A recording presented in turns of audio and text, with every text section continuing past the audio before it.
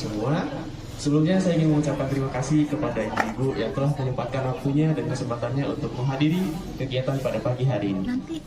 Kegiatan ini merupakan salah satu pengabdian masyarakat yang diadakan oleh Fakultas Ekonomi dan Bisnis Universitas Mercu Buana yang mengusung tema integritas stakeholder dalam pemberdayaan, pengembangan, dan transformasi digital UMKM dalam rangka pemulihan ekonomi nasional di Kelurahan Srengseng, Jakarta Barat.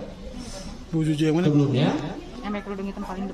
kegiatan kali ini akan ada penyampaian materi dan demonstrasi daripada Bapak Ibu dosen yang tentu saja materinya sangat berkaitan dengan tema yang diusung pada kegiatan pagi hari ini.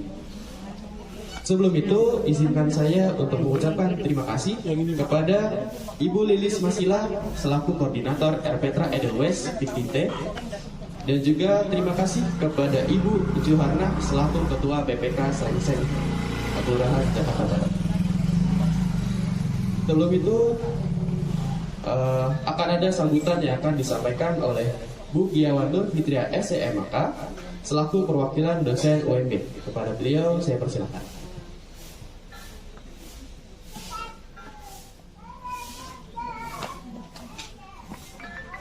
Bismillahirrahmanirrahim. Assalamualaikum warahmatullahi wabarakatuh. Alhamdulillah, terima kasih atas kesediaannya. Pertama-tama saya ucapkan yang terhormat untuk Ibu Juharna. Selamat datang. Terima kasih Ibu sudah diberikan kesempatan nih buat tim kami untuk melaksanakan salah satu tugas Tridharma Perguruan Tinggi seperti itu Ibu. Dan juga saya ingin menyapa untuk para ibu-ibu di sini.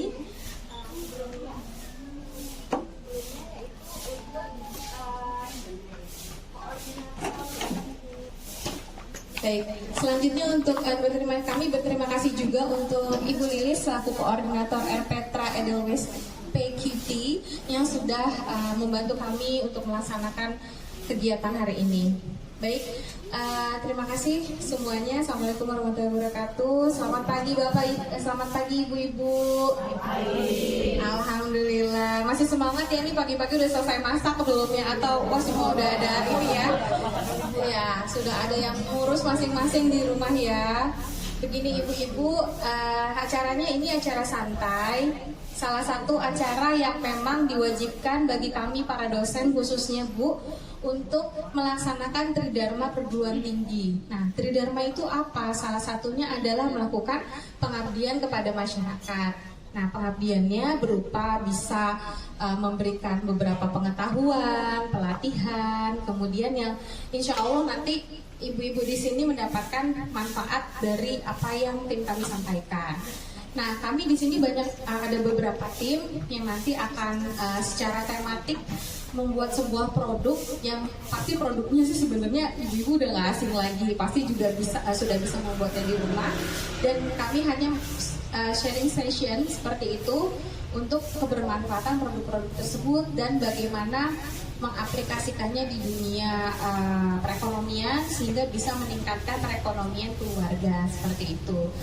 Sekali lagi kami dari tim pengabdian Mercu Buana berharap bahwa pengabdian ini bisa bermanfaat buat ibu-ibu di sini semuanya. Baik, untuk itu, untuk mempersingkat waktu ya, saya ucapkan terima kasih banyak. Kemudian Assalamualaikum warahmatullahi wabarakatuh.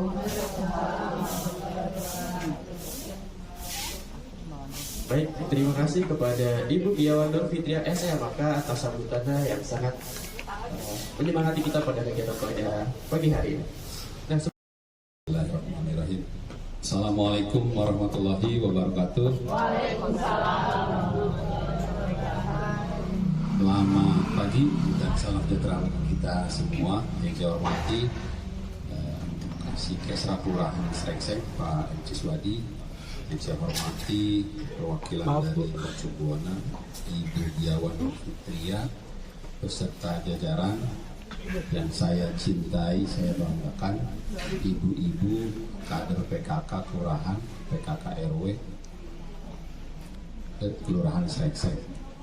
Alhamdulillah, puji syukur kita panjatkan kehadirat Allah Subhanahu wa Ta'ala, Tuhan Yang Maha Esa, berkat rahmat dan hidayahnya pada pagi hari ini, walaupun sedikit mendung ya ibu-ibu hadirin sekalian, kita masih diberikan nikmat sehat sehingga dapat berkumpul di RPTRA ini dalam rangka kegiatan pengabdian masyarakat dari Universitas Mercu Buana.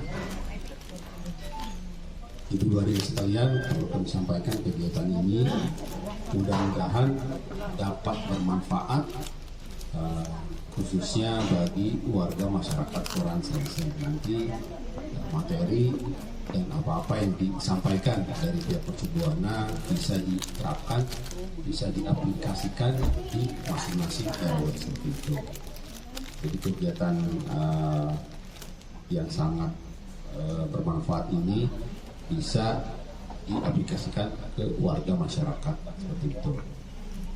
Mungkin saya tidak bisa berlama-lama, mohon izin Bapak Ibu hadirin sekalian, karena hari ini jadwal di Kelurahan cukup padat.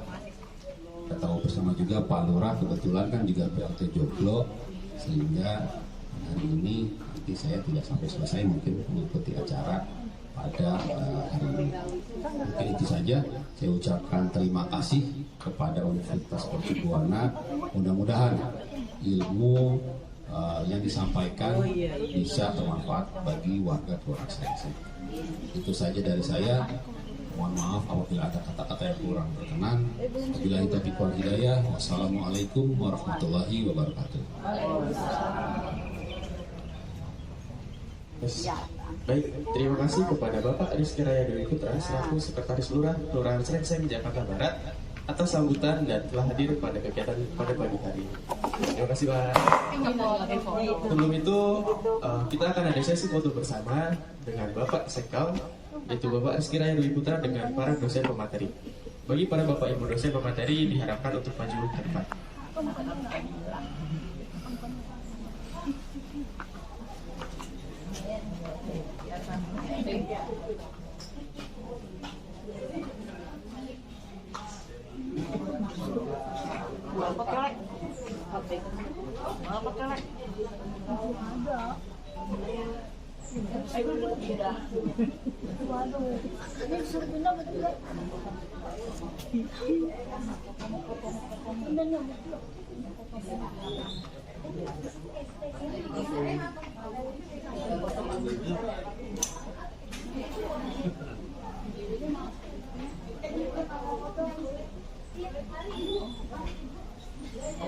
Boleh jika ingin berfoto boleh.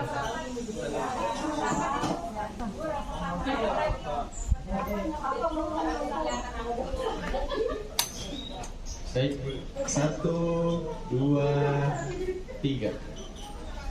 Sekali lagi, 1, 2, 3. Baik, terima kasih Bapak. Baik, untuk ibu-ibu hadirin boleh berdiri untuk sesi foto bersama.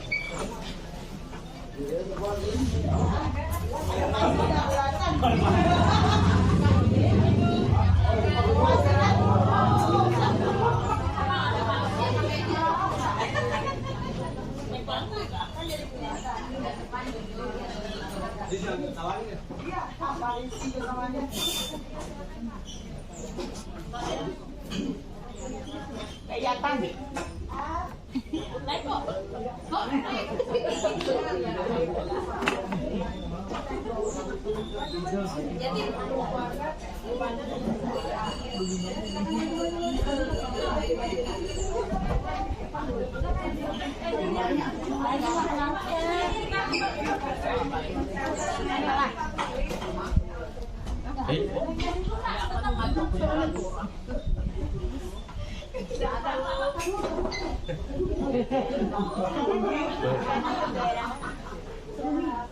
Baik.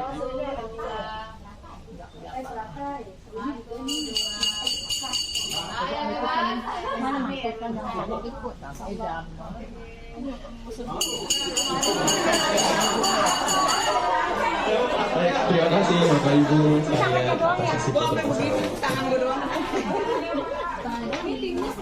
Tangan doang dan kepalanya udah kelihatan. Semuanya dah.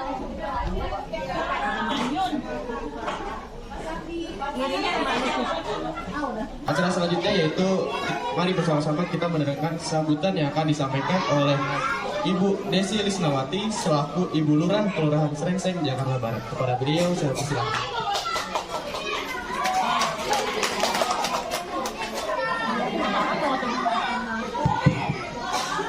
Bismillahirrahmanirrahim.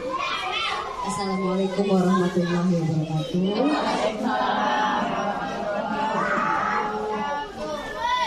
Selamat pagi dan salam sejahtera bagi kita semua.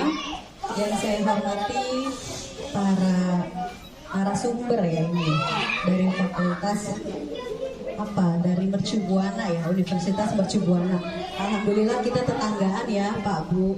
Saya tinggal di Joglo Pak, setiap hari melewati Mercu Buana. Yang alhamdulillah mahasiswanya banyak ya Pak ya, banyak banget. Yang saya hormati pula para ibu-ibu yang ingin mengikuti penyuluhan ini, yang mengikuti pelatihan ya Bu ya.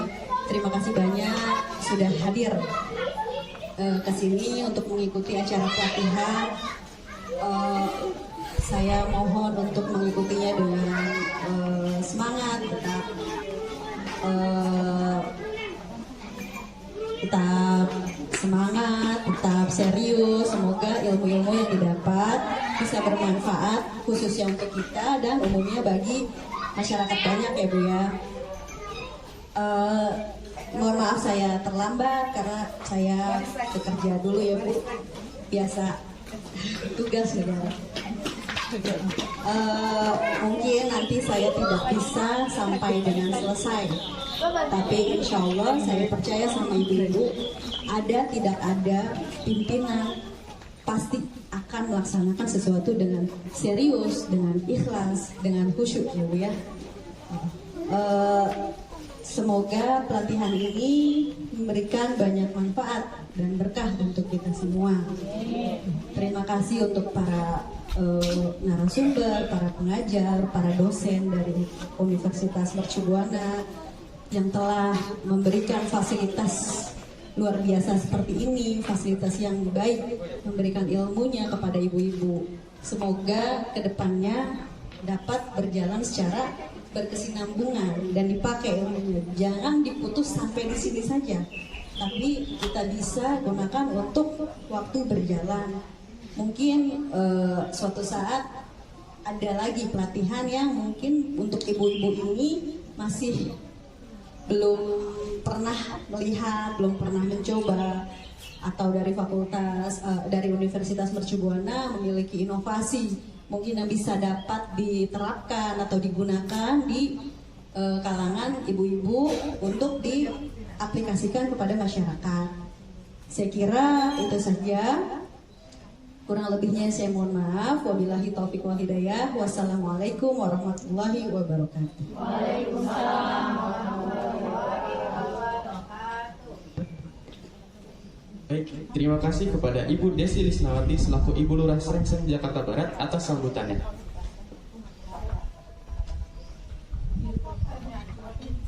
Sebelumnya kepada Ibu Desi Lisnawati untuk melaksanakan foto bersama Ibu dengan para dosen pemateri.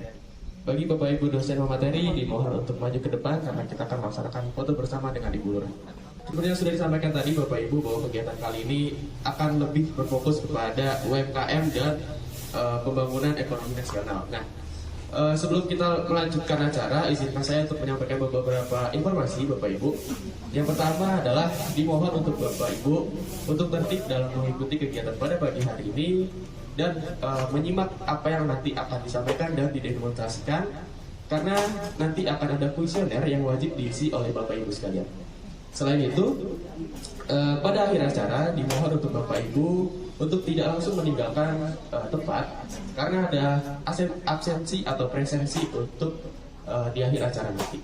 Baik, untuk acara selanjutnya yaitu akan ada penyampaian materi. Tanpa mengurangi rasa hormat, saya berikan kepada dosen pemateri. Mohon maaf apabila ada kesalahan. Terima kasih Bu Ibu. Terima kasih Bu Lurah. Waktu selanjutnya saya serahkan kepada Ibu Fini.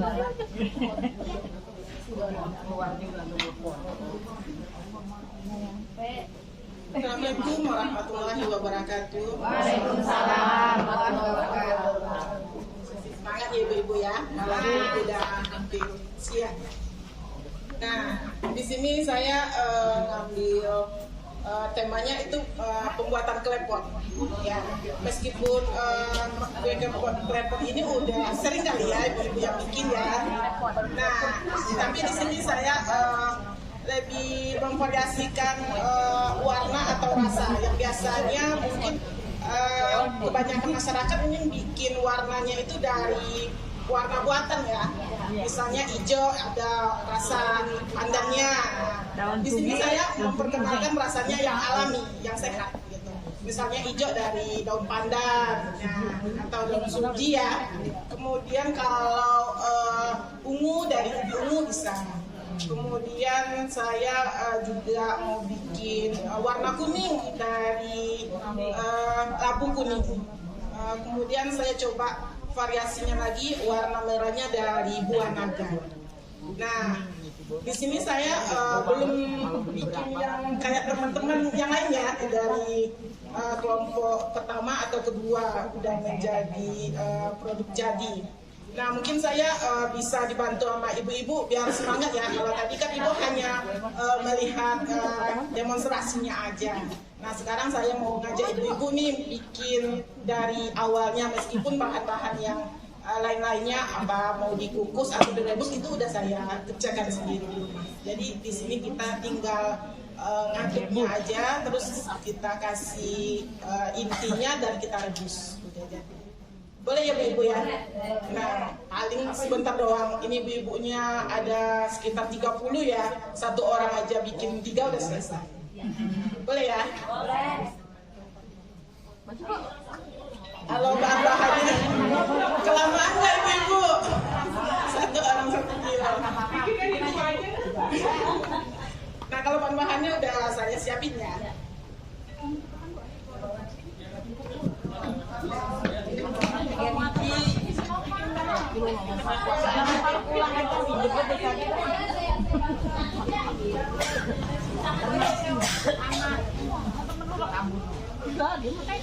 Kita bikin telepon dulu lah. Aja deh bikin telepon. Makanya telepon aja yang bikin dan telepon gini. Gua bikin telepon 10-10 ya, tinggal gulung doang. Gulung. Dari tadi masih sehat lihat sih. Banget banget. Murahnya sangat murah. Sama. Itu kan oh belum mau ikut. Tadi aku.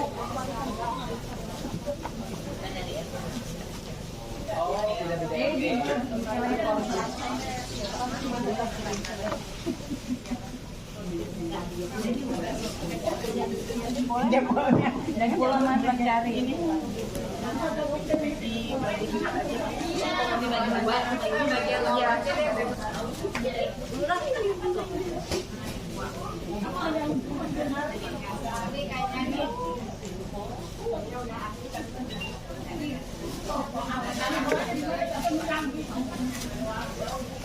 Nah, supaya dia lembut kita kasih campur maizena ya Bu. Pakai semua aja. Bagi 4 aja.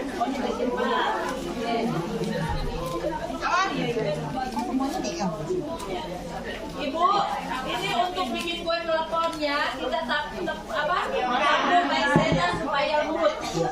Baru tahu ya Bu ya kita ya. Iya, maizena. Pokoknya kalau sama kita kasih nasi ya kita 4 aja. Mulainya siapa nih? Mbak ya. Ayo Lurah.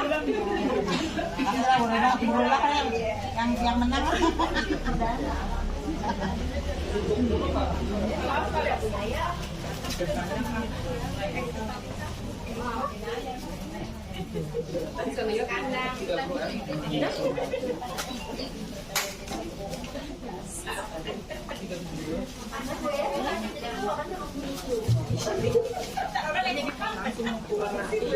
Pakai tadi tutup di tangan jadi basah.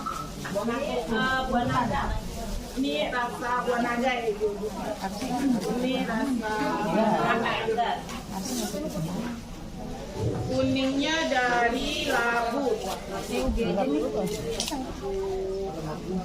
Buah ya. Ampir, kuning.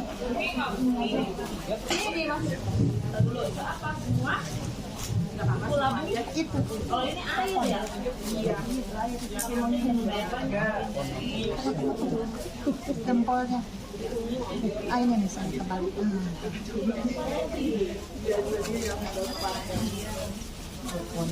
Ini tangannya basah berat. Udah.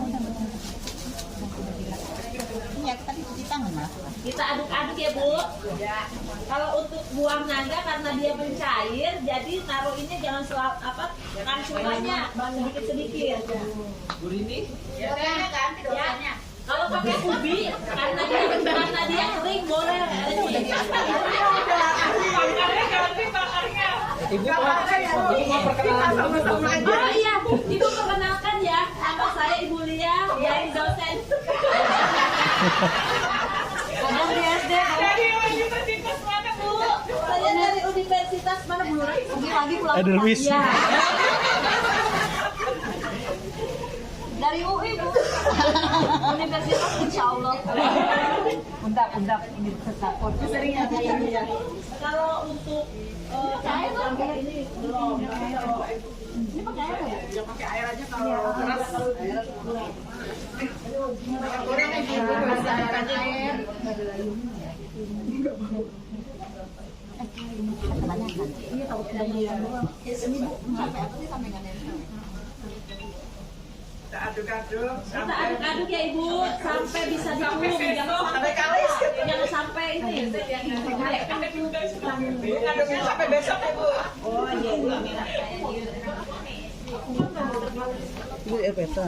Ini supaya jangan terlalu garam kita kasih air. Biar aja ntar. Bu dosen nggak dikasih itu ya garam. Ibu jangan lupa ya garamnya. Garamnya.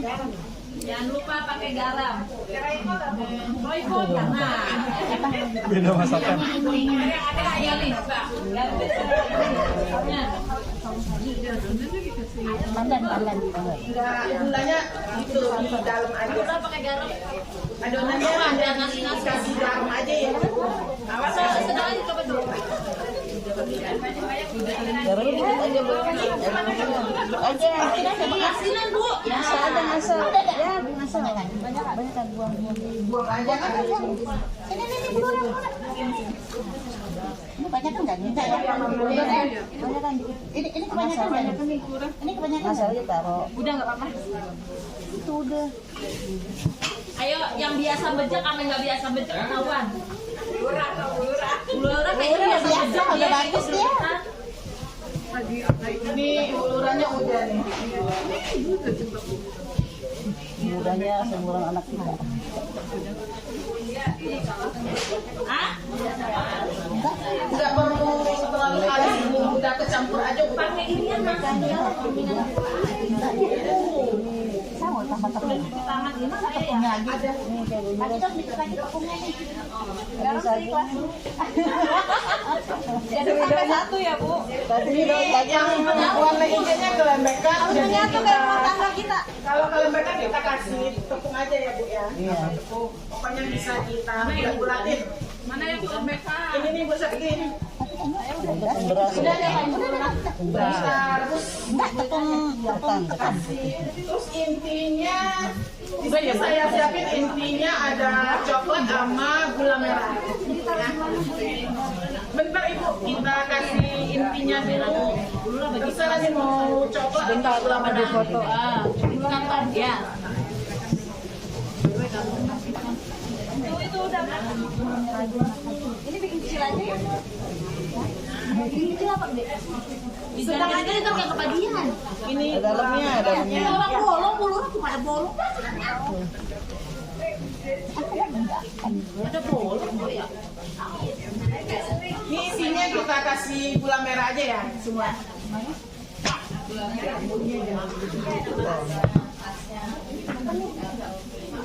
Mendidihin.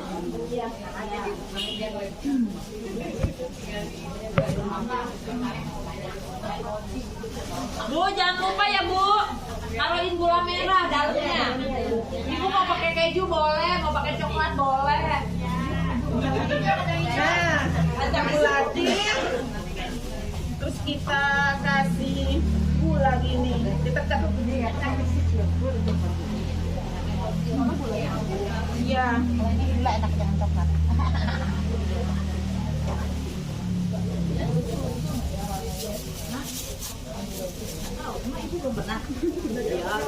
Ini taruh di mana, Bu? Ada piringnya ada ya? Iya, masih ada ya. Ya itu nampak. Taruh aja. Apa-apa dijemur jadi satu. Ya nggak apa-apa.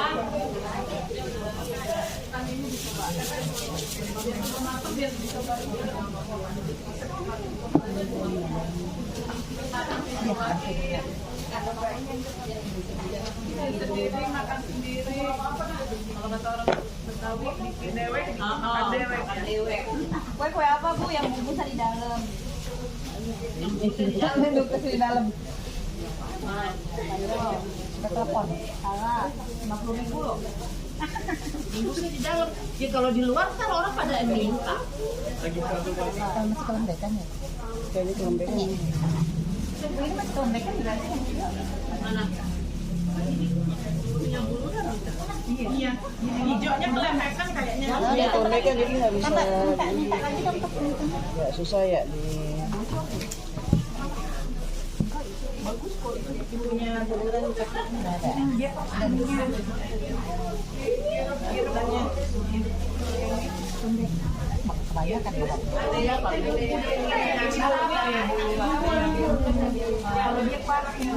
Yang hijau kelembekan. Yang merah enggak nih? Tuh bunga. Kalau itu.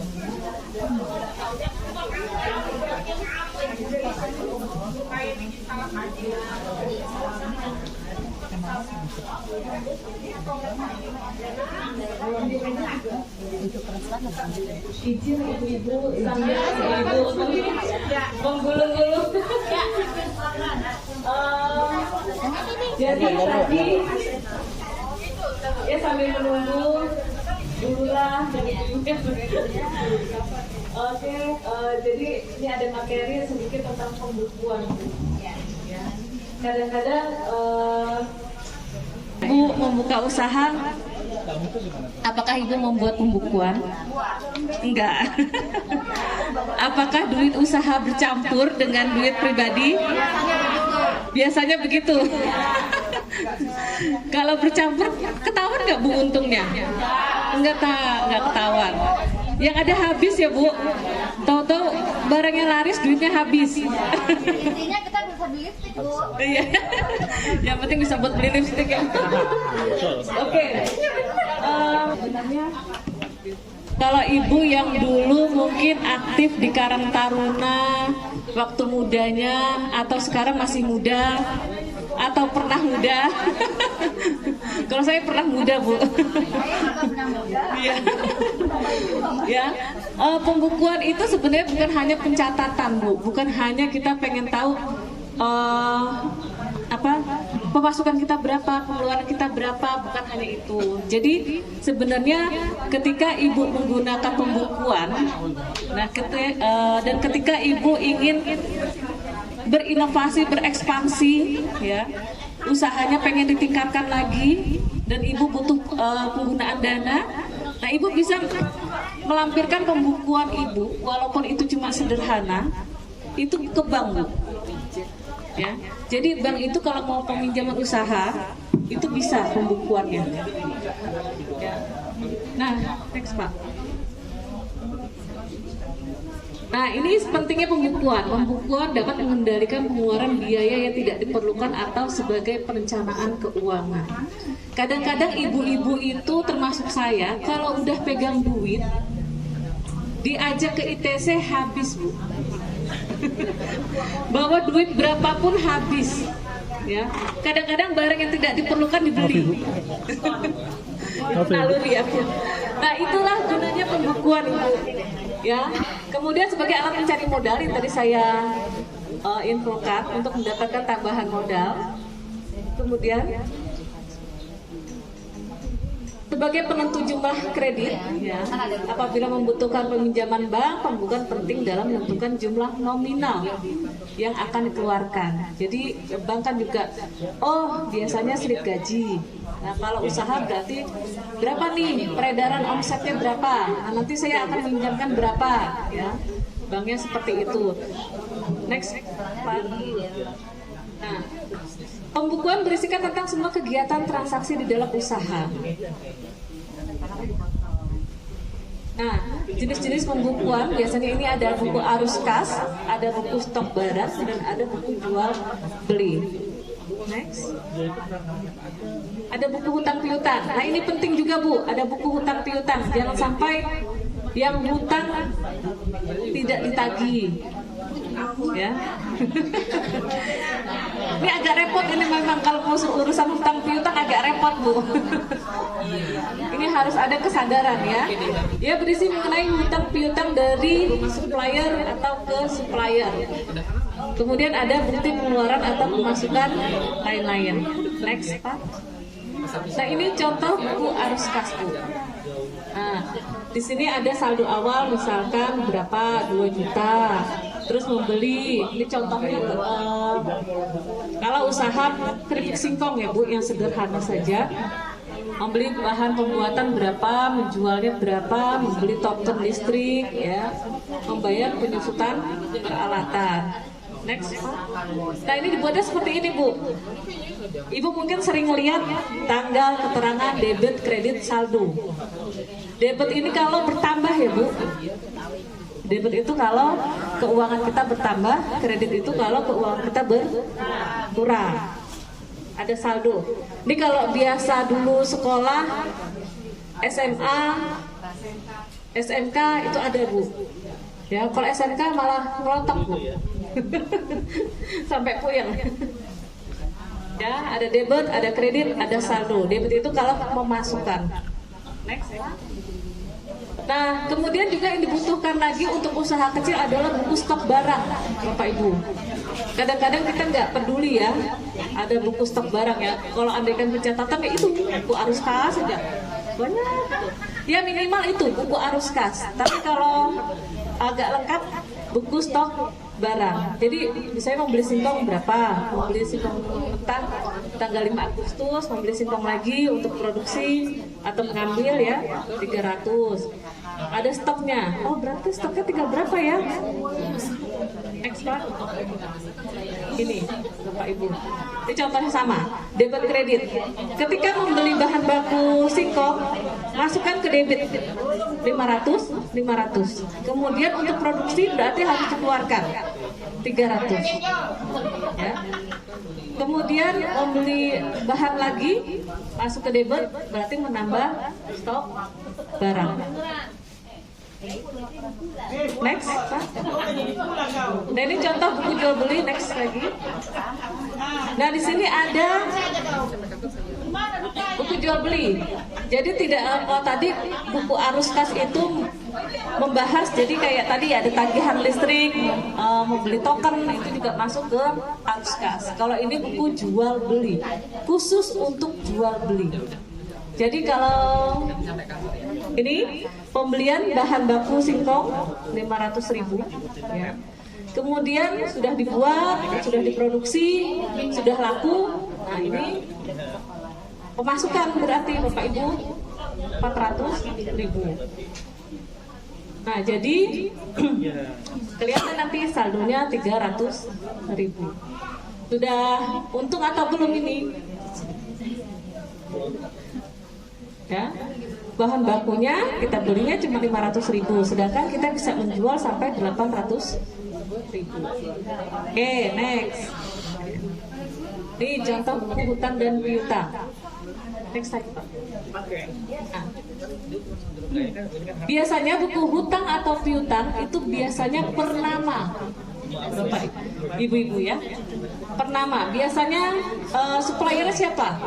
Biasanya suppliernya warung Ucok, misalkan. Biasanya warung Ucok. Nah di situ dalam satu buku itu isinya warung Ucok, transaksi di warung Ucok. ya, punya hutang berapa nih di warung Ucok. Jadi jangan sampai kita punya utang kita lupa, ya. Karena kalau kita berusaha, kita punya, boleh nggak sih utang? Boleh, asal bayar. Iya, nah ditagih ntar marah, ya. Itu jadi memang saya tuh kalau ngomongin utang piutang saya bingung ya Bu. Karena utang piutang itu harus kesadaran, ya. Masalahnya nggak sadar ya Bu, ditagih marah, ya, agak repot. Ntar musuhin, ntar nggak negor, ntar nggak beli lagi, ya kan? Ya, itu ya Bu, utang piutang. Jadi memang harus saling mengerti. Jadi baik yang berhutang maupun yang ngutangin, ya. Jadi ketika kita ngutangin juga pasti dilihat kan Bu, track recordnya. Jangan nih ngutangin si ini, bayarnya susah. Itu biasanya kan ada. Kalau di bank juga seperti itu Bu. Jadi kalau di bank itu ada sistem blacklist, ya, ada BI checking, ya. Jadi kalau kita punya track record, oh pernah nih nggak bayarnya nggak lancar, itu di bank sudah ada Bu. Jadi kita ketahuan. Nah jadi data sejarahnya itu ada. Next. Ini ada untuk pengeluaran atau pemasukan lain-lain. Nah ini kalau lain-lain itu biasanya tidak berkaitan dengan usaha Bu. Kalau tadi Bu Lucia membahas ada biaya tetap, biaya variabel, ya, ada biaya semi variabel, gitu kan. Nah kalau biaya tetap itu kan yang langsung berkaitan, ya tidak ada produksi, dia tetap berjalan, ya. Kalau biaya variabel sesuai dengan apa namanya Bu? Kalau pesannya 500 ya berarti biayanya ya sekitar 500. Disesuaikan dengan pesanan, itu biaya variabel. Nah ini buku pengeluaran atau pemasukan lain-lain. Jadi tidak berkaitan langsung dengan produksi. Next. Nah ini sama sih Bu ya, sebenarnya formatnya sama, cuma debit kredit saldo, cuma kita pisahkan saja, ya. Biasanya ibu-ibu gimana Bu, mau ribet atau enggak? Enggak mau ribet ya Bu, ya. Oke, tapi sebenarnya memang ini harus dilaksanakan ibu-ibu kalau memang kita pengen usahanya agak naik meningkat terus. Next. Nah, selain pembukuan sederhana, ini juga ada pembukuan yang digital ibu-ibu. Jadi ketika ibu buka Google Play Store, itu bisa dicari pembukuan sederhana. Ada si Apik, ada warung, ada buku warung, itu macam-macam. Jadi ibu kalau buka Play Store buka apa Bu?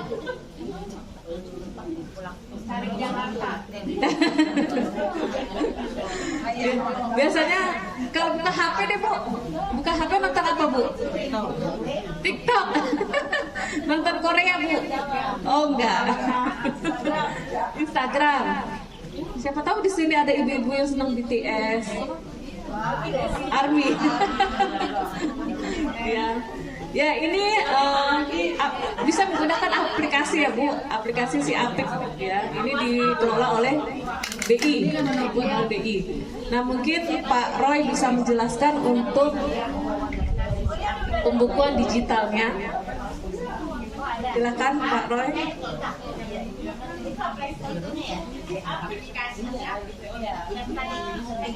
Assalamualaikum warahmatullahi wabarakatuh. Pak Gugup ya, dengan Ibu soalnya. Saya akan melanjutkan pembahasan dari Ibu Triani. Saya dengan Roy ya. Di sini saya akan menjelaskan mengenai aplikasi pembukuan digital. Ya. Jadi sebetulnya kunci dari pembukaan ini apa sih? Adalah bagaimana kita bisa memahami transaksinya.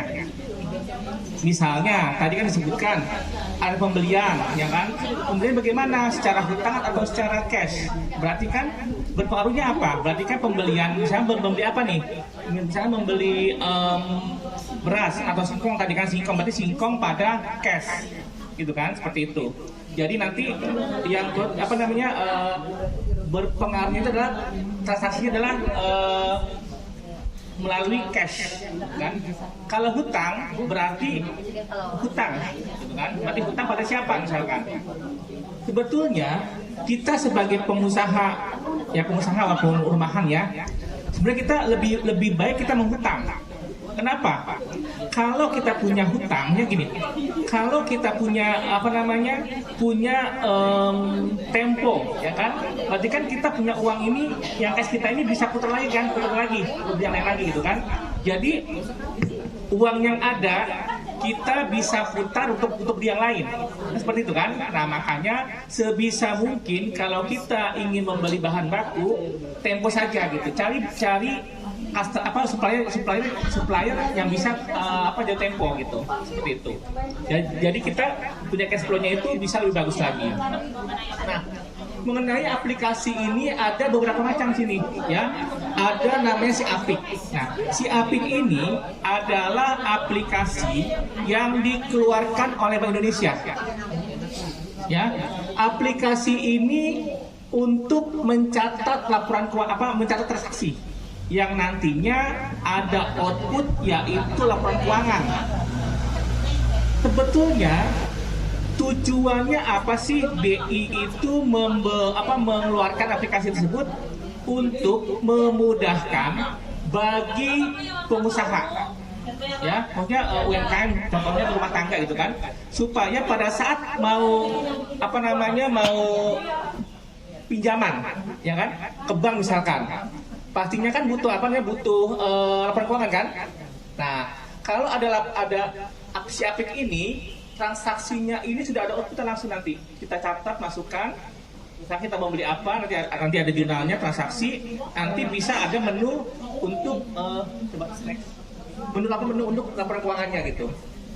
Nah, di sini kita ambil dari Play Store, gratis, ya. Ada sampai ini gratis dari dari Play Store gitu. Sebelum kita untuk login ya, pasti kita isi dulu, daftar. Nah, daftar ini ya bisa kita daftar pribadi kita gitu kan. Kalau memang masih ada beberapa syarat yang memang harus diisi, karena kita cuma buat transaksi saja, bisa diisi apa saja, yang penting udah terisi gitu kan, seperti itu. Nah, ini usahanya perdagangan ya. Nanti ada menu-menunya untuk mengisi isi untuk aplikasinya, form-formnya gitu. Terus sebelum kita bisa login ya. Sebelum kita login ini kita harus mengisi form-form yang sudah disediakan di aplikasi tersebut ya. Pendaftaran nanti ada formnya gitu. Nanti ada badan usahanya apa, alamatnya di mana, ya provinsinya, gitu. Terus kabupatennya di mana, KTP-nya dan sebagainya. Sebenarnya ini cuma ini aja. Kita nggak isi pun juga. Pokoknya yang penting yang ada bintang-bintangnya diisi gitu. Supaya apa? Supaya kita bisa langsung login. Seperti itu.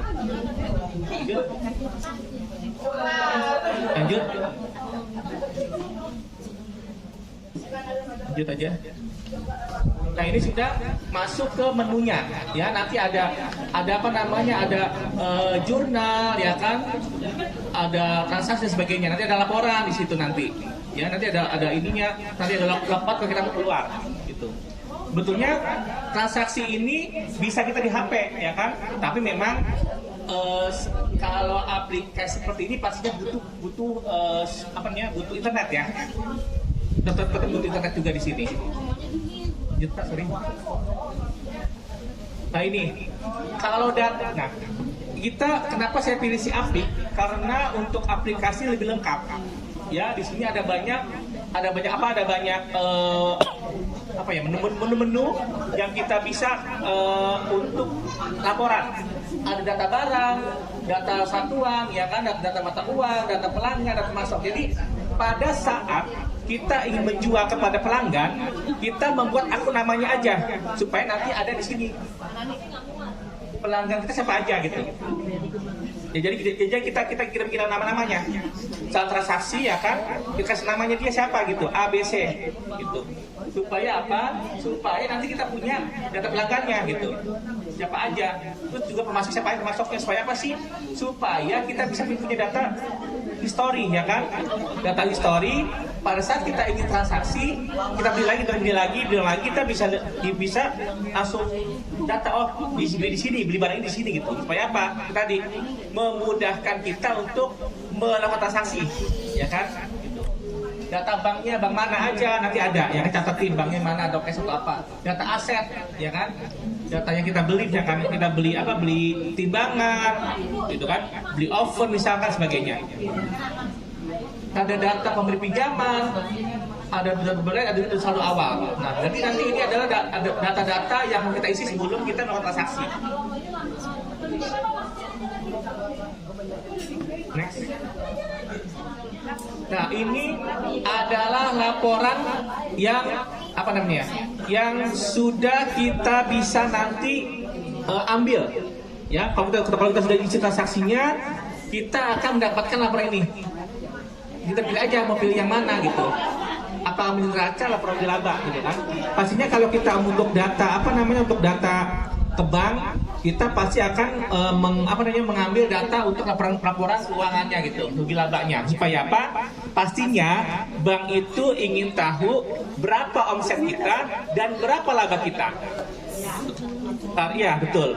Karena walaupun omsetnya besar, tapi labanya kecil itu kan percuma juga. Nah, disinilah kita harus bisa untuk memanage ya, mengelola gitu. Dengan omset yang besar, kita juga diharuskan paling tidak ya memperoleh laba yang besar juga. Bagaimana caranya? Itu tadi kita cari pemasok bahan baku yang lebih murah dan bisa diutangin gitu. Lanjut Pak, sorry. Pengaturan nanti ada siapa dia ininya, backupnya, terus karena ini juga siapa ini bisa juga kita buka di laptop juga nanti gitu. Kalau kita mau lebih sederhana ya, lebih mau cepat ya bisa di HP kan gitu. Atau juga di tablet misalkan. Lanjut. Oke. Lagi Pak. Nah, tadi kan si Apik ya. Nah, saya juga punya untuk untuk aplikasi ini Lamikro. Lamikro ini didapatkan dari siapa? Dari Menteri Koperasi. Nah, Lamikro ini lebih sederhana dibandingkan dengan si Apik tadi. Ya, jadi kalau si Apik tadi itu kan banyak menunya ya. Nah, kalau Lamikro ini lebih sederhana lagi.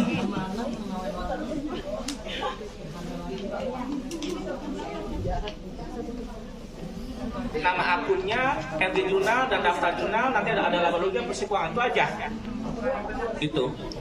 Untuk mulai downloadnya sama aja ya, terus nanti satu daftar isi dulu aplikasinya, namanya siapa, alamatnya siapa, nama PT-nya apa atau nama badan-usahanya apa misalkan itu ya. Yang penting diisi semua itu aja, apa aja diisi gitu kan. Yang penting bisa diisi dulu. Nanti kan cuma kita buat ini aja kan, cuma data kita aja, gitu kan, cuma data supaya kita bisa login saja gitu kan, seperti itu. Si Apik ini adalah contoh aplikasi yang bisa digunakan oleh pengusaha rumahan atau pengusaha kecil yang bisa diakses melalui handphone misalkan atau tablet gitu. Supaya pada saat kita ingin pinjam uang ke bank, kita punya laporannya gitu kan. Kan bank kalau kita punya koperasi lah gitu kan, koperasi atau siapa lah gitu kan, pihak ketiga selain bank pasti kan butuh laporan keuangan. Nah, inilah memudahkan kita untuk membuat laporan keuangannya. Kunci dari untuk kita membuat laporan keuangan ini, laporan digital ini adalah transaksinya bagaimana. Misalkan kita harus bisa memahami transaksinya apa aja. Ya, kita harus bisa memahami transaksinya apa saja. Terus ini tampilan setelah kita bisa login. Ada nama akun, daftar jurnal, entry jurnal, laba rugi dan bersih keuangannya.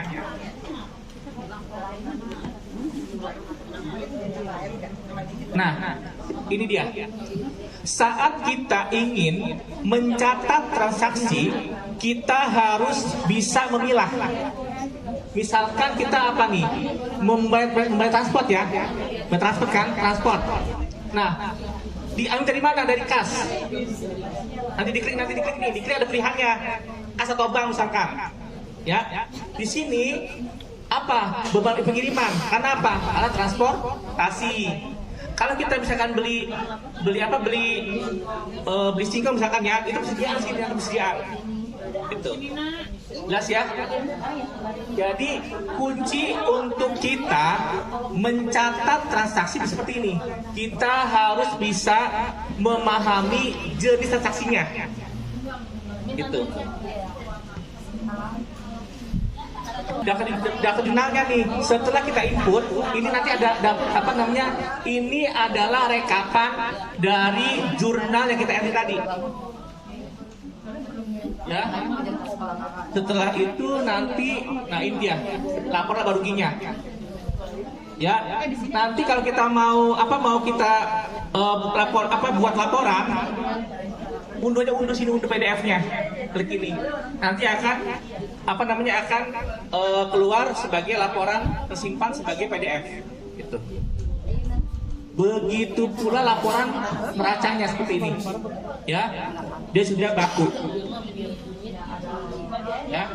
Jadi aplikasi digital ini memudahkan bagi pengusaha kecil untuk membuat laporan keuangannya.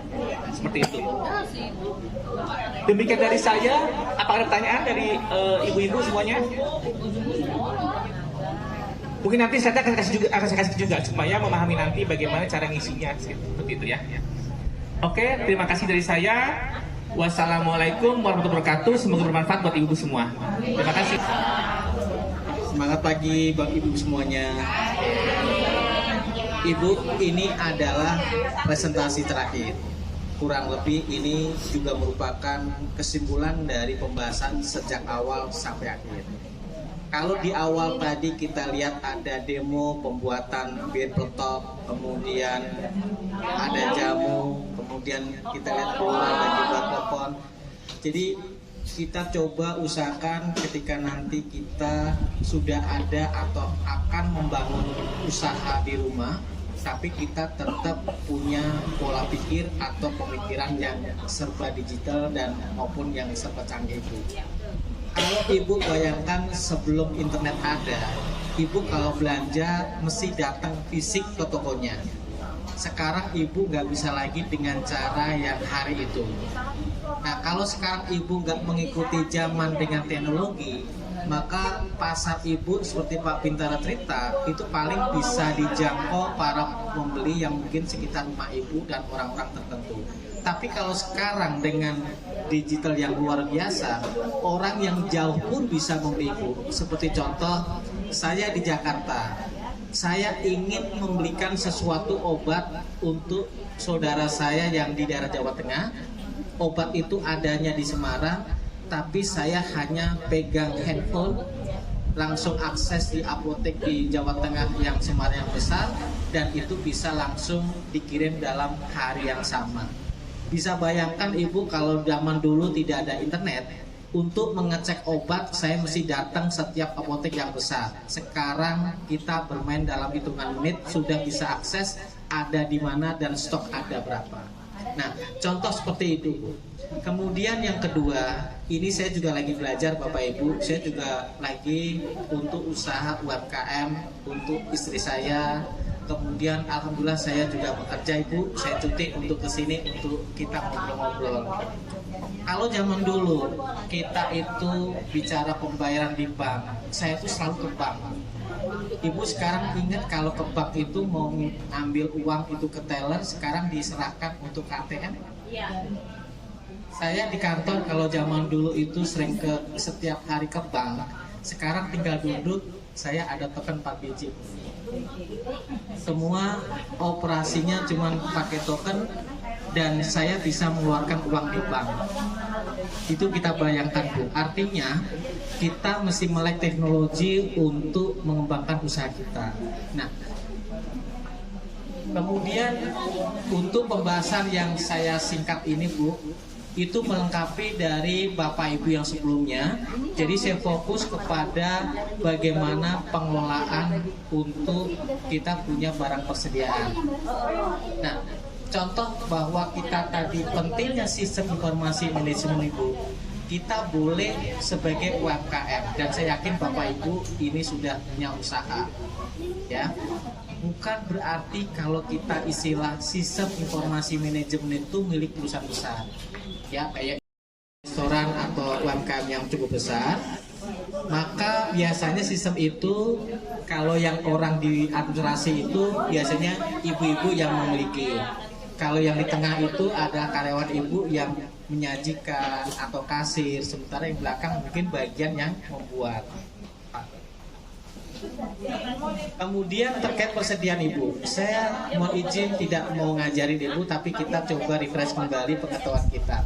Ibu-ibu kalau belanja di Alfamart atau di Indomaret, sepintas saja, kalau dekat kasir, itu kan barang-barang kecil Ibu. Itu juga ada tujuannya Bu.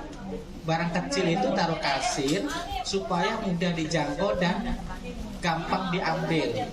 Beda kalau ditaruh rak, nanti orang kesulitan. Itu satu, mungkin Ibu akan lihat.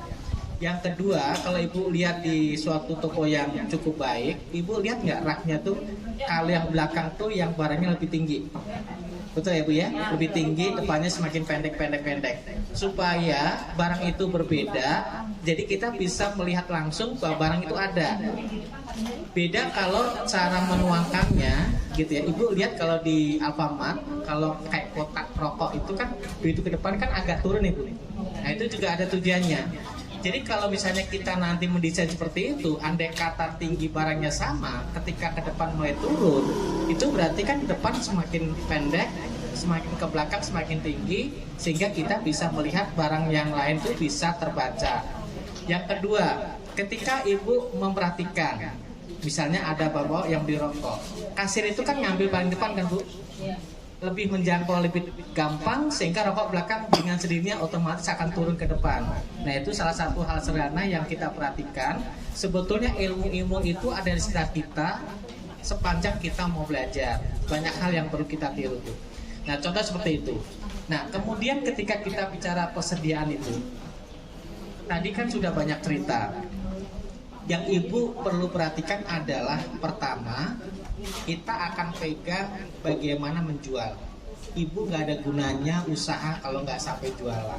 Berarti tadi kalau Pak Bintara cerita tentang marketingnya itu penting. Baru yang kedua adalah bagaimana Ibu mendapatkan barang persediaan semurah mungkin. Ambil contoh Ibu ya, kalau kita itu main internetnya bagus, pengetahuannya bagus, barang yang sama itu bisa jadi harganya lebih murah. Yang kedua, sambil contoh gini, bisa jadi baju yang saya pakai ini bisa jadi barangnya sama. Ketika katakanlah kita beli mall kayak di Plaza Indonesia atau Grand Indonesia, bisa jadi barangnya sama, harganya bisa 3 kali. Ibu setuju nggak? Ini saya buktikan sendiri. Padahal barang sama. Tapi begitu kita beli online dengan toko yang terpercaya, yang kata Pak Bintara ada kalimat testimoni tadi, karena kalau Ibu beli jarak jauh kan takut bohong atau barang rusak, kualitas. Nah, dengan kualitas itu baginya bisa terjamin. Itu bisa terjamin. Nah sekarang Ibu, saya seperti Plaza Indonesia dan Grand Indonesia itu sudah membuka toko online. Karena kalau dia offline mengandalkan di lokasi dia, itu barang sudah nggak laku lagi. Artinya apa Bu? Saya tahu persis diskusi karena komunitas saya di kerjaan, barang yang sama ini begitu masuk toko yang mahal Bu, harganya mesti mahal. Kalau nggak ketutup. Kadang-kadang kitanya yang salah Bu. Begitu masuk tempat Plaza Indonesia yang keren di HI, Grand Indonesia yang keren di HI, perasaan kita bangga, padahal sebenarnya barangnya sama. Nah, sama juga Bu ketika kita jualan. Ketika nanti Ibu bisa mendesain barang-barang dengan baik, persediaan Ibu dengan paling murah, insya Allah yang kalau tadi dibahas kita akan untung Bu, insya Allah itu akan untung. Gitu. Nah, kemudian bicara tentang persediaan Bu. Persediaan Ibu harus hati-hati. Kalau misalnya Ibu misalnya UMKM tentang kuliner, berarti bahan mentahnya adalah ada barang yang berpotensi cepat busuk, gitu ya. Nah, ketika itu ibu mesti hati-hati. Satu adalah ibu mesti menyiapkan tempat yang tepat. Ya, kalau memang barang cepat busuk berarti kan harus yang kayak freezer, gitu ya. Yang kedua adalah ibu mesti buat catatan daftar stok. Misalnya, ibu punya stok apa saja, karena jangan sampai berlebihan atau ada kekurangan. Yang ketiga adalah ibu mesti membuat forecast atau semacam perencanaan persediaan kita itu yang terbaik seperti apa. Karena dengan kita menyiapkan persediaan yang sesuai kebutuhan, gitu ya, maka kita tidak akan rugi, uang kita ngendep di persediaan tersebut. Nah, kemudian ini kalau kita sudah semakin canggih ibu, kalau misalnya kita nanti akan sudah menjadi besar, maka kita usahakan membuat kode barang-barang tersebut, ya.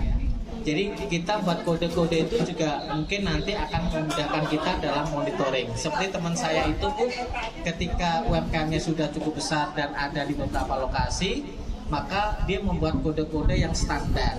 Ibu kalau lihat di TV misalnya, lihat TV kan suka ada iklan-iklan misalnya tentang masalah jurnal, itu mereka kan sudah sukses dan mereka sudah banyak yang mengambil keuntungan. Yang kelima adalah ibu ini yang tradisional, berarti stok lama sama baru dipisahkan. Contoh misalnya gini, nanti ada cerita Bu, kadang-kadang orang itu nggak sadar, misalnya ayam, ibu lagi usaha yang bahan bakunya ayam. Nah, kalau kita tidak memisahkan ayam yang kita beli tanggal 1 dengan tanggal 3, terus ibu tidak ada kode, bisa jadi karyawan kita ngambil yang terbaru datang. Betul nggak? Nah, itu harus hati-hati. Sehingga yang baru itu, yang baru masuk, itu yang paling lama kita ambil. Atau kita ngambilnya adalah yang terlama kita ambil. Itu penting sekali, supaya kita perputarannya itu sesuai dengan waktu-waktu yang kita beli. Kemudian bicara pengecekan sebelum barang disimpan. Ibu di belakang nanti ada penjelasan sedikit Pak Lim. Nah, ini contohnya Ibu, tata lokasi gudang itu juga perlu diperhatikan. Mungkin saat ini buat ibu-ibu belum begitu penting, tapi kalau nanti sudah cukup besar Ibu, tata letak bagaimana Ibu menyiapkan UMKM itu, walaupun tidak offline, walaupun online, tapi Ibu kan tetap punya tata letak supaya arus lintas untuk mengambil barang itu jangan sampai bolak-balik. Ibu kalau di perusahaan besar seperti kayak misalnya Astra, itu urutan barang-barang itu sudah dipelajari Bu. Tidak bisa nanti orang ngambil balik lagi gitu, nggak bisa. Dia harus begini Bu. Yang kedua begini, yang ketiga gini. Jadi nggak bisa lagi nanti begini bolak-balik gitu. Nah, kita perlu belajar itu walaupun kecil, insya Allah itu akan bermanfaat buat kita. Pak Roy? Nah, ini tips untuk menyusun makanan di freezer. Tadi sudah beberapa hal yang saya sampaikan kayak kita di Alfa atau Indomaret. Ibu kalau di freezer berarti kita mesti tempatkan bahan makanan atau minuman itu dengan wadah yang tepat. Tidak selalu dengan kayak apapun yang suka ada kotak. Kalau kotak itu suatu saat kan bisa menyita waktu. Misalnya gini, Ibu misalnya ada kotak segede gini, tapi saya lagi sedikit. Ibu mengurangi tempat nggak? Iya. Tapi kalau plastik, kan selalu menyesuaikan dengan kapasitas barang kita. Nah, itu maksudnya. Ya, plastik. Yang kedua, kayak tadi saya cerita tentang ayam. Ketika ibu beli ayam, kalau di freezer itu kan membeku. Ya. Tapi ketika ibu ingin mengambil dimasak, kan bukan berarti semua harus diambil. Nah, kadang-kadang kesalahan ibu-ibu itu ada di satu tempat plastik yang gede. Sementara itu ngambil sebagian, itu salah. Berarti sebaiknya ketika kita menyimpan ayam itu adalah dibuat kantong-kantong sesuai kebutuhan. Jadi kalau misalnya satu kantong ada 10 kilo, kita sehari katakanlah cuma 3 kilo, maka dibuat per kantong-kantong itu saya ambil, kita ambil. Tujuannya perputaran itu juga sesuai dengan waktu yang kita beli Bu. Beli tanggal 1, hari ini kita ambil. Yang tanggal 2 buat besok, tanggal 3 buat besoknya lagi. Oke, kemudian keterangan di makanan itu juga perlu Bu, karena suatu saat itu ada istilah kedaluarsa. Jadi jangan sampai nanti kita punya barang-barang yang sudah kedaluarsa. Nah, kemudian ini cukup penting Bu, letakkan wadah secara vertikal. Nanti di gambarnya ada. Tujuannya ada kayak tadi waktu saya cerita di awal ketika kita di Alfamart atau di Indomaret. Nah, kemudian tadi sudah saya singgung, simpan bahan makanan sesuai proporsi. Jangan sampai kita langsung satu bak itu, kemudian kita ngebongkar bentar, jadi kita tidak efektif. Karena itu akan ngebuang waktu. Sambil contoh gini, misalnya ayam tadi satu bak gede, berarti kan ibu mencairkannya kan perlu waktu. Terus ibu balikin lagi. Tapi kalau dibagi-bagi, ibu hanya fokus satu kantong yang ibu butuhkan akan dimasak. Sehingga nanti ibu akan efisien, tidak terlalu berat mengambil-ngambil, sehingga dibutuhkan sesuai dengan kebutuhan. Nah ini contohnya Bu, kalau nanti kita insya Allah sudah besar, amin. Nanti usahakan kita punya penyimpanan yang cukup baik. Baik tidak perlu mahal Bu. Sambil contoh gini, ibu kalau lihat rak ini, ya rak ini, kalau ibu misalnya pengen bagus, kan suka ada orang pengen beli baru. Kalau saya Bu, tinggal ke tempat Madura yang suka ada toko-toko besar yang sudah selesai, bekasnya kan dijual di Madura, masih bagus. Itu pun kita beli sudah harga merek, yang rak-rak seperti atas kiri itu Bu. Itu kayak Madura, saya nyari lebih murah. Nah kemudian ketika bicara freezer, kalau freezer mungkin agak susah kali Ibu ya, bekas nggak bisa. Tapi paling tidak cara untuk menyusunnya adalah sesuai dengan teori tadi. Pertama sesuai kebutuhan, kemudian kalau bisa vertikal, karena kalau vertikal kan Ibu nggak tumpuk-tumpuk. Kalau tumpuk-tumpuk kan tidak bisa melihat di dalam itu apa di bawahnya. Nah ini contohnya Bu, kalau sebelah kiri itu yang sebelum kita tahu teorinya, sehingga cara menempatkannya itu berantakan, sehingga kita tidak tahu ada barang tapi ketutup. Tapi sebelah kanan kita bisa melihat barang itu rapi. Kalau pembeli datang juga akan menyimpulkan bahwa kita rapi, bersih, sehingga higienis, sehingga semakin yakin sama kita. Ibu bisa bayangkan nggak, kita sebagai pembeli, kalau bisa, kita Pak. datang ke toko yang bersih, Ya, lumayan sih, Pak. rapi, kan kita agak punya kesimpulan bahwa ini orang berarti bersih, ya rapi dan segala macam. Jadi insya Allah barang kita beli, insya Allah pasti tidak kedaluarsa. Tapi begitu barang misalnya berantakan, walaupun barang baru datang pun dibeli, kita suka punya pemikiran yang jelek. Ini pasti barang yang lama. Apalagi kalau ada kardusnya yang mungkin sudah penyok dan lain-lain. Nah, cara-cara itu Bu, itu yang membuat kesimpulan orang yang sebetulnya ibu sudah bagus, barang-barang baru, gara-gara tidak dikemas kayak tadi kita ngobrol di awal, maka orang pembeli menyimpulkan hal-hal yang negatif terkait UMKM. Demikian Bapak Ibu penjelasan dari saya terkait dengan persediaan, dan untuk itu saya kembalikan ke panitia. Terima kasih. Wassalamualaikum warahmatullahi wabarakatuh. Sampai materi terakhir daripada kegiatan pada siang kalian hari ini. Bagaimana ibu-ibu, masih semangat? Ya, masih semangat ibu? Semangat. Hari ini dapat makanan yang lumayan banyak banget karena ada demonstrasi juga tadi daripada Bapak Ibu materi. Nah, seperti yang sudah disampaikan tadi bahwa materi pada pagi hari ini sampai menjelang siang adalah materi yang sangat bermanfaat Ibu, terutama bagi pegiat UMKM, karena materi yang disampaikan saling berkesinambungan satu sama lain, mulai dari pengolahan produk, pembuatan produk, hingga penghitungan biaya-biaya yang dikeluarkan, sampai proses atau bagaimana cara marketing agar produk kita sesuai dengan target pasar yang kita inginkan. Nah, Bapak Ibu sekalian, sebelum kita mengakhiri acara, akan ada penyampaian simbolis daripada tim pengabdian masyarakat Fakultas Ekonomi dan Bisnis kepada pihak RPTRA Edelweiss, yang akan diwakili oleh Ibu Triani Budiastuti SE MAK, dan akan diserahkan kepada Ibu Lilis Masila selaku koordinator RPTRA Srengseng. Koordinator RPTRA Edelweiss.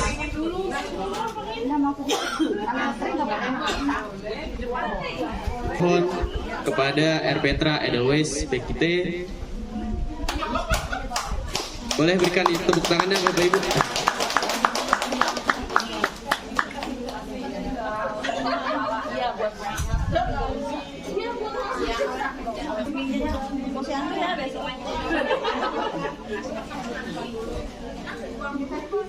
Ini bunga teleng. Muda. Ya, makannya di jahe merah yang biasanya susah. Iya, nggak apa-apa. Ya, enggak, maksudnya itu kembang telur. Kembang telur sama. Nah, yang ini jahe merah, Bu. Biasanya. Ya, terima kasih ya, Bu. Terima kasih. Baik, akan bentuk simbolis kepada Ibu Lilis selaku koordinator NPT Idols. Baik, ibu-ibu sekalian, itu tadi merupakan rangkaian acara terakhir dan saya selaku MC mohon maaf jika ada kesalahan dan saya informasikan kembali kepada ibu-ibu sekalian untuk mengabsensi atau melakukan presensi terakhir di belakang sebelum meninggalkan tempat. Saya MC undur diri. Wassalamualaikum warahmatullahi wabarakatuh.